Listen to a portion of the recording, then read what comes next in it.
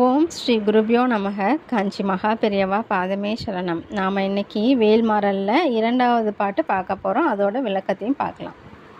திருத்தணியில் உதித்தருளும் ஒருத்தன்மலை விருத்தம் எனது உளத்தில் உரை கருத்தன்மையில் நடத்து குகன் வேலே.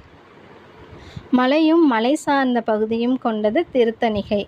இம்மலைதான் வள்ளியை எம்பெருமான் மணமுடித்த இடம், மங்களம் தங்கிய மலை.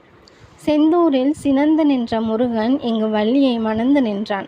துன்பங்களை தணிக்கும் மலை தணிகை மலை. கந்த புராணமும் முருகன் கோபத்தை தணித்த மலை என்று சொல்கின்றது. நமது பாவத்தை தணிக்கும் மலை, பரலோகம் வழங்கும் மலை. காலையில் சூரியன் கிழக்கில் உதிக்கின்றான். அதுபோல அருள் தரும் சூரியனான முருகன் உதித்த மலை திருத்தணி மலை என்பதால் திருத்தணியில் உதித்த அருளும் என்கின்றார்.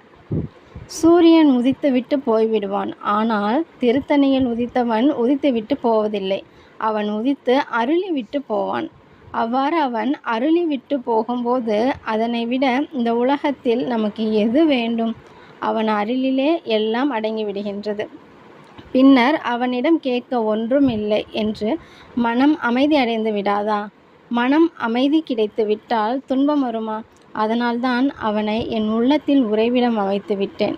அங்கு அவன் தனது வாகனமாக மயிலுடனும் வேலுடனும் மனமகிழ்ச்சியுடன் வந்து அமர்ந்து விட்டான். ஹரஹர சங்கர, ஜெய ஜெய சங்கர.